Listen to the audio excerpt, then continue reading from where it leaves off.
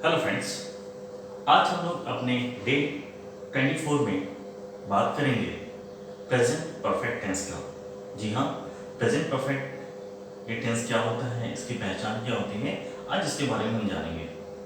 So please be careful about that, क्योंकि यहाँ पे कुछ चीज़ें मुझे आपको समझानी है जो आपको बहुत ही ज़्यादा ध्यान में रखना होगा। तो लेट्स स्टार्ट आवर सेशन। तो guys, here you can see that is a present perfect. Okay, जैसा कि मैंने आपको पहले बताया था कि यहाँ पे मैंने प्रेजेंट परफेक्ट को दो पार्ट में डिवाइड किया कि परफेक्ट प्लस प्रेजेंट। और आपको पता है प्रेजेंट का मतलब होता है हमेशा है, हो, हूँ, जो कि वर्तमान के लिए यूज किया जाता है। लेकिन यहाँ पे एक चीज देखेंगे, यहाँ पे परफेक्ट का मतलब क्या होता है। आज तक आपने परफेक्ट का मतलब सिर्फ चुका, चुके, चुके ही समझा है, लेकिन ऐसा नहीं है। परफेक्ट का मतलब देखिए क्या क्या होता है। जिस सेंटेंस के लास्ट में आ के बाद है, हो, हूँ आता है, या चुका, चुके, चुकी के बाद है, हो, हूँ आता है, या फिर या, ए, ई और के बाद है, हो, हूँ आता है, वो सारे सेंटेंस प्रेजेंट परफेक्ट टेंस होते हैं। जैसे वह पढ़ चुका है, यानी आ के बाद है आया, इसका मतलब ये प्रेजेंट परफेक्ट है। दैट्स वह वे लोग घर पहुंच चुके हैं, वह खा चुका है, ठीक है, वह सो चुके हैं, वह गाना गाया है, वे लोग मैच खेले हैं और वह गाना गाई है। ऐसे सारे सेंटेंस जो होते हैं ये प्रेजेंट परफेक्ट टेंस होते हैं। लेकिन यहाँ पे जो मुझे चीजें आपको समझानी है वो चीज ध्यान रखना है। गाइस, अगर मैं इसको यहाँ पे हाइड कर दूं तो आपने ये पहचान आपने कहीं देखी है क्या? अभी तक की सीरीज में ये पहचान आपने कहीं देखी होगी। मैं बताता हूँ ये पहचान आपने कहाँ देखी है। आपने एक जगह पढ़ा होगा, जिस सेंटेंस के लास्ट में चुका, चुके, चुकी, या, ए, ई और आ के बाद कुछ भी नहीं आए, यानी यहाँ पे कुछ भी नहीं था, वो कौन सा टेंस था? वो था पास्ट इंडेफिनिट टेंस। जी हाँ, पास्ट इंडेफिनिट की मैंने दो पहचान बताई थी। एक तो ताते थे के बाद थाते थी, और दूसरा बताया था चुका, चुके, चुकी, या, ए, ई और आ के बाद यहाँ पर कुछ भी नहीं। तो गाइस, अगर इन सब के बाद ऐसे ध्यान दीजिए, अगर इन सब के बाद है लगा रहेगा, इसका मतलब वो प्रेजेंट परफेक्ट है। अगर इन सब के बाद यहां पर कुछ भी नहीं रहेगा, इसका मतलब वो पास्ट इंडेफिनिट है। और इन सब के बाद अगर आपने यहां पे था, थे, थी लगा दिया, तो आगे हम पढ़ेंगे वो पास्ट परफेक्ट टेंस हो जाता है। तो आई होप सो आपको समझ में आ गया होगा कि प्रेजेंट परफेक्ट, पास्ट इंडेफिनिट और पास्ट परफेक्ट की क्या पहचान होती है। तो यहाँ पे हमें बस ध्यान क्या रखना है, यहाँ पे हमने क्या करना है, चुका, चुके, चुकी, या, ए, ई और आ के बाद है, हो, हूँ लगाना है। और जिस सेंटेंस के लास्ट में आते हैं उसको बोलते हैं प्रेजेंट परफेक्ट टेंस। क्लियर ना? ओके, चलिए इसका हम सिंपल का फॉर्मूला देख लेते हैं। देखिए इसका सिंपल का फॉर्मूला क्या होता है। पहले हम सब्जेक्ट, सेंटेंस में जो सब्जेक्ट है पहले वो लगाएंगे। इसके बाद इसमें हेल्पिंग वर्ब हैज या हैव का यूज करते हैं। हेल्पिंग वर्ब हैज या हैव का यूज करते हैं। ध्यान रखिए, हैज का प्रयोग हमेशा हम सिंगुलर सब्जेक्ट मतलब ही, शी, इट या एनीबॉडीज नेम के साथ, और हैव का यूज हम हमेशा प्लूरल सब्जेक्ट के साथ मतलब आई, यू, वी, दे के साथ हम करते हैं। तो इसमें हम या हैज या हैव हेल्पिंग वर्ब का यूज करेंगे। और ध्यान रखिएगा, इसमें हमेशा वर्ब का थर्ड फॉर्म यूज होता है। वर्ब का थर्ड फॉर्म यूज करेंगे एंड देन ऑब्जेक्ट लगाएंगे। ओके, यहां पे मैंने एग्जांपल दिया है, राम आम खाया है। देखिए या के बाद है आएगा, इसका मतलब ये प्रेजेंट परफेक्ट टेंस है। अगर ऐसा हो जाता राम आम खाया, इसके आगे कुछ भी नहीं होता, राम आम खाया, इसका मतलब ये कौन सा टेंस होता? तब ये आपका पास्ट इंडेफिनिट टेंस बन जाता। लेकिन हम लोग अभी यहाँ पे प्रेजेंट परफेक्ट की बात कर रहे हैं तो हम यहाँ पे है लगा देते हैं। तो इसमें क्या देखना है हमें, यहाँ पे सब्जेक्ट हमें मिल गया राम, यहाँ पे खाया वर्ब एंड ऑब्जेक्ट खाना, सॉरी आम। अब अकॉर्डिंग टू फॉर्मूला हम पहले सब्जेक्ट रखेंगे, तो सब्जेक्ट हमारा राम है, मैंने राम रख दिया। अब क्या देखना है, इसमें हमने हैज या हैव में से कोई एक रखना है। तो हमने क्या लिखा है, हैज या हैव। तो यहाँ पे हम देखना हमारा सब्जेक्ट क्या है। हमारा सब्जेक्ट राम है। राम जो कि नाम होता है, नाम हमेशा सिंगुलर में आता है, और सिंगुलर के साथ हमेशा हम क्या लगाते हैं, हैज। तो यहाँ पे क्या करेंगे हम, यानी हम फॉर्मूला के हिसाब से हम हैज रखेंगे। उसके बाद से जो वर्ब हमारा है खाना, खाने का जो होता है वो ईट होता है। ईट का सेकंड थर्ड फॉर्म होता है eaten. Okay, that's now object हमारा क्या है, मैंगो, दैट इज मैंगो। तो फाइनल सेंटेंस क्या बनेगा, Ram has eaten mango. Is it clear? Now come to the point here that इसका नेगेटिव सेंटेंस कैसे बनाते हैं। नेगेटिव का फॉर्मूला क्या होता है, सब्जेक्ट हैज नॉट या have not, then verb first form, third form, sorry verb third form and then object. यहां पे क्या है, मैं घर नहीं पहुंचा हूं, मैं घर नहीं पहुंचा हूं, फॉर्मूला पुट करते हैं। देखिए मैं यहाँ पे सब्जेक्ट है, वर्ब यहाँ पे पहुंचना है, दैट इज पहुंचना, घर यहाँ पे ऑब्जेक्ट है।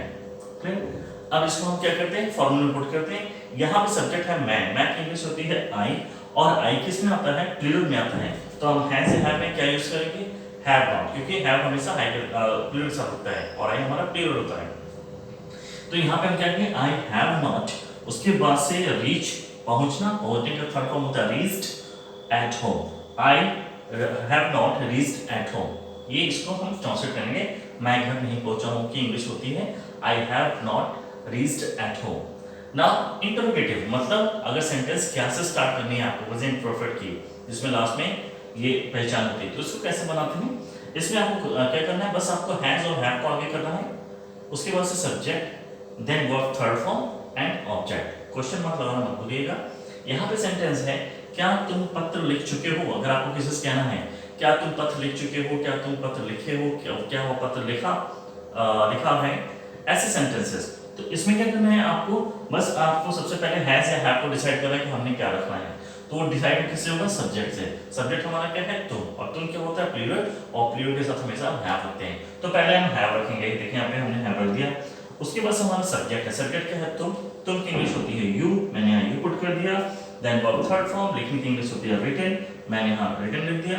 राइट का रिटन थर्ड फॉर्म होता है रिटन, एंड देन ऑब्जेक्ट है पत्र, और वहां पे मैंने लेटर लिख दिया। यानी फाइनल सेंटेंस क्या बनेगा, क्या तुम पत्र लिख चुके हो, इसकी इंग्लिश क्या होगी, have you written a letter, have you written a letter, right. Now that is an interrogative negative, मतलब इस सेंटेंस में क्या भी रहेगा और नहीं भी रहेगा।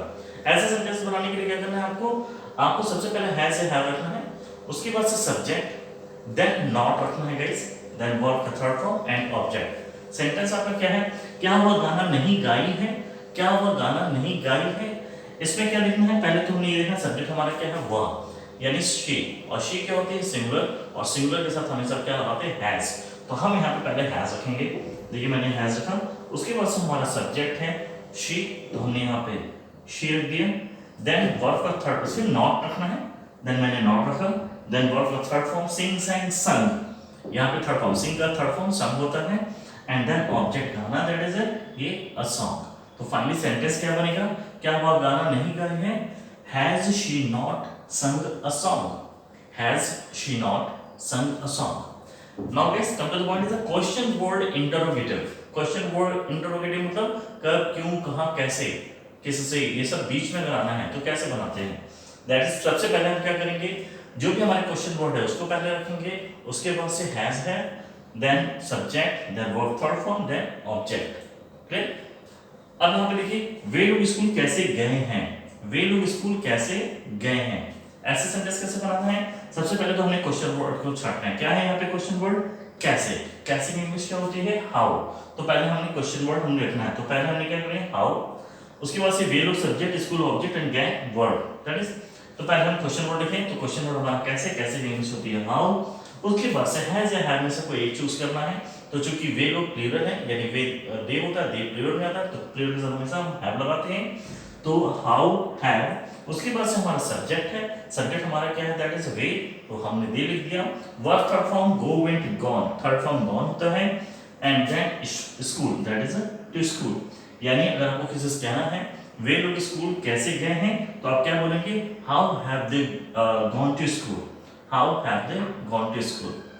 Okay guys, now the last form is the question word interrogative negative, यानी कब, क्यों, कहां, कैसे में अब नहीं लगाना है।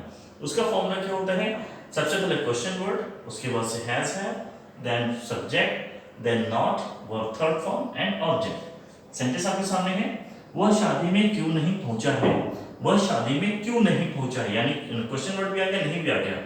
सबसे पहले क्या करेंगे, हम क्वेश्चन वर्ड देखेंगे क्या है, क्यों, क्यों की इंग्लिश होती है व्हाई। तो सबसे पहले हम क्वेश्चन वर्ड पुट करेंगे, यानी व्हाई हो गया।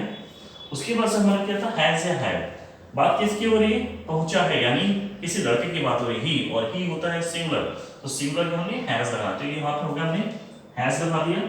उसके बाद देखिए सब्जेक्ट, सब्जेक्ट यहाँ पे क्या है, दैट इज हमने व्हाई हैज ही। उसके बाद हमने नॉट लगाना है, तो मैंने देखिए यहाँ पे नॉट लगा दिया, व्हाई हैज ही नॉट। उसके बाद से हमने वर्ब का थर्ड फॉर्म, पहुंचने की इंग्लिश होती है रीच, रीच का थर्ड फॉर्म होता है reached, why has he not reached, और ऑब्जेक्ट है शादी में, इन मैरिज, पार्टी या इन मैरिज सेरेमनी। यानी फाइनल सेंटेंस बनेगा वह शादी में क्यों नहीं पहुंचा है, why has he not reached in marriage party। I hope so आपको इस फॉर्मूले से बहुत आराम से समझ में आ जाता होगा कि किस तरह से हम सेक्स फॉर्म्स बनाते हैं। गाइस इसकी भी प्रैक्टिस जैसे अभी तक हम लोग करते हैं वैसे ही करेंगे। आपको एक कोई सिंगल सब्जेक्ट उठाना है, जैसे कि वह कूदा है, वह कूदा है। देखिए आपके बाद है आया, मतलब ये प्रेजेंट परफेक्ट है। वह कूदा है तो ही हैज जंप्ड, वह नहीं कूदा है ही हैज नॉट जंप्ड। क्या वह कूदा है, हैज ही जंप्ड। क्या वह नहीं कूदा है, हैज ही नॉट जंप्ड। वह क्यों कूदा है, व्हाई हैज ही जंप्ड। और वह क्यों नहीं कूदा है, why has he not jumped. फिर इसका आप प्लूरल कोई सेंटेंस बना देंगे, जैसे मैं पत्र लिख चुका हूँ, I have written a letter. मैं पत्र नहीं लिख चुका हूँ, I have not written a letter. क्या मैं पत्र लिख चुका हूँ, have I written a letter. क्या मैं पत्र नहीं लिख चुका हूँ, have I not written a letter. मैं पत्र कैसे लिख चुका हूँ, how have I written a letter. मैं पत्र कैसे नहीं लिख चुका हूँ, how have I not written a letter. Guys इस तरीके से आप प्रैक्टिस करेंगे पूरे अभी तक जो भी टेंस आपने प्रेजेंट पढ़ा, पास्ट इंडेफिनिट पढ़ा, कॉन्टिन्यूअस पढ़ा, परफेक्ट अभी आप पढ़ रहे हैं, इन सब के सेंटेंस एक साथ आप बनाएंगे। आपको खुद फील होगा कि आप खुद से ही एबल हैं सेंटेंसेस बनाने के लिए। आई होप सो कि आपको ट्रिक्स जरूर समझ में आएगा। प्लीज इसको टच में रखिएगा। मैं डिस्क्रिप्शन बॉक्स में इसकी भी एक्सरसाइज दूंगा, उसको जरूर सॉल्व कीजिए, मुझे कमेंट बॉक्स में भेजिए। और आई होप सो कि आप इसको जरूर अच्छे से प्रैक्टिस करेंगे। So thank you for giving your precious time. Wish you good luck and please don't forget like, subscribe and comment. Thank you so much. Wish you good luck.